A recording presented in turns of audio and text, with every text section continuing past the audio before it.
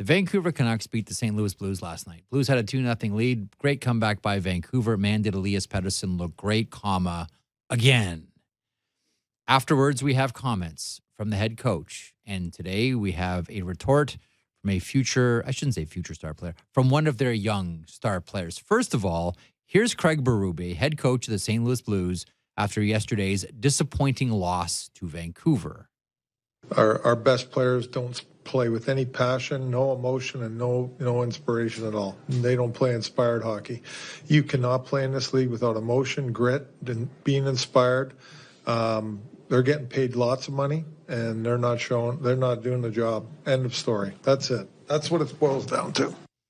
Okay. Players always get their backup when coaches or managers bring up the money. It's one thing to rip a player. It's another thing to bring up the money. But we'll park that for a couple of seconds. So that's Craig Berube, head coach of the St. Louis Blues. Now, this morning, on his usual radio hit on an ESPN affiliate in St. Louis, Robert Thomas, perhaps one of the players that Craig Berube was referring to, he is, after all, one of their stars, responded. Have a listen. Yeah, it's obviously frustrating to hear that. And, I've been a part of this team for a long time. And, what he said, it could be further from the truth. I know everyone in that room cares. And, it's frustrating to hear. You go through big ups and big downs of pro sports. And, I've been part of the team when we're winning and, part of the team when, we're going the other way. So, it's frustrating, and it feels like we've just been chasing the play a lot lately.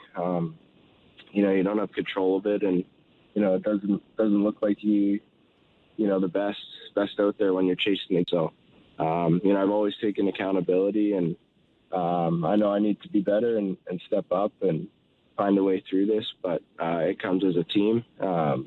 It comes sticking together, and you just got to get back to it and keep fighting and, work your way through it.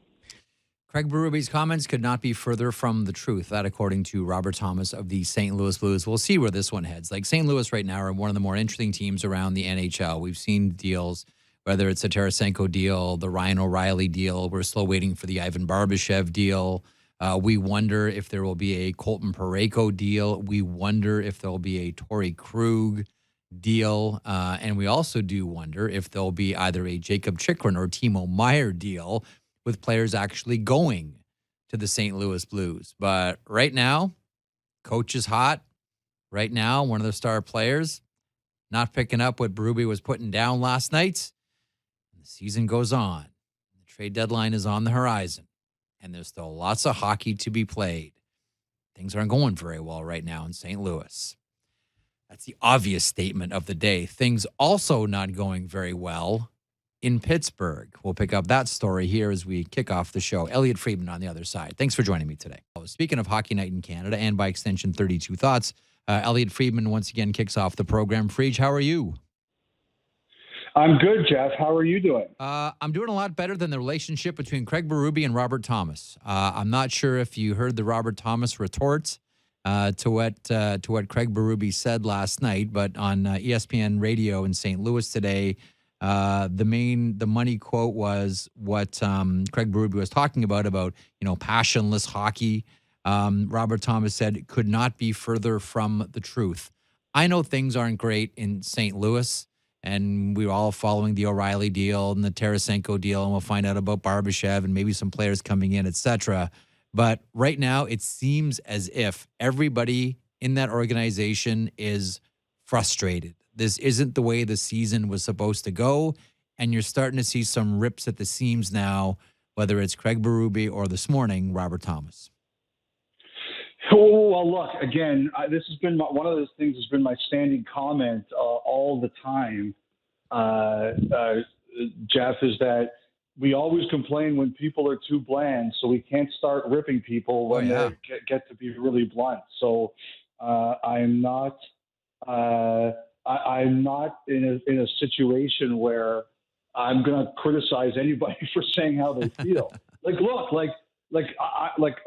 don't have any problem with anything Berube said. St. Louis was on a little bit of a run.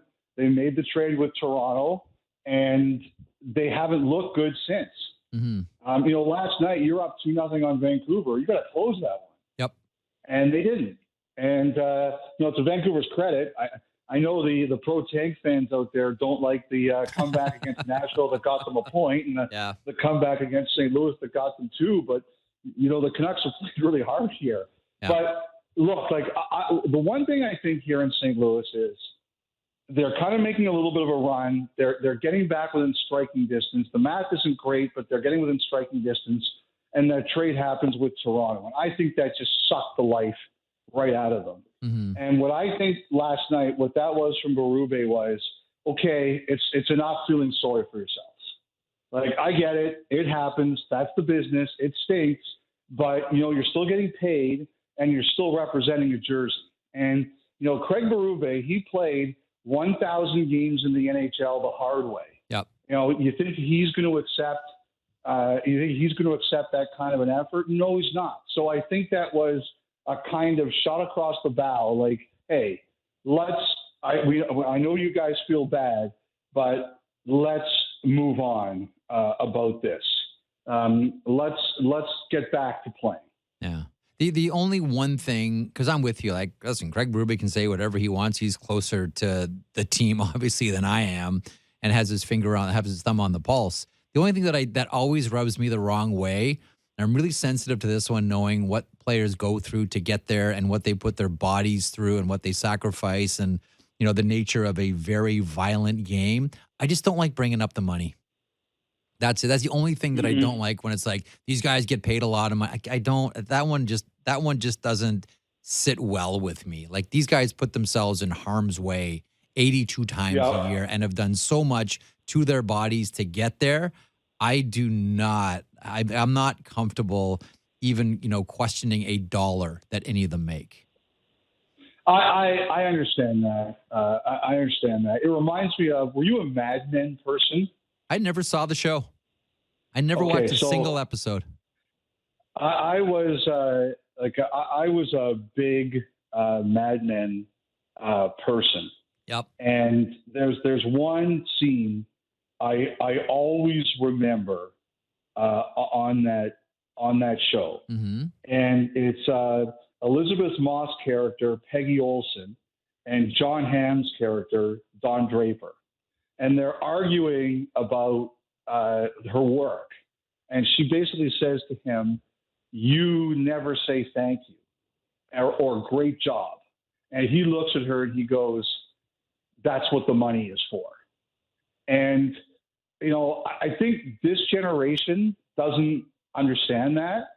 But previous generations, I get that. As a 52-year-old male, I get that. I understand that because that's kind of the way that's the generation I was brought up in. And so I remember watching that scene and then hearing some younger people talk about it. And they said she's right, he's wrong. She's right, he's wrong. And I just said, I understand your perspective. I really do. But I grew up in a generation where that was the way it was seen. Yeah. And so to me, that's a generation gap thing as much as anything else. Every 2 weeks, there's a thank you in your mailbox.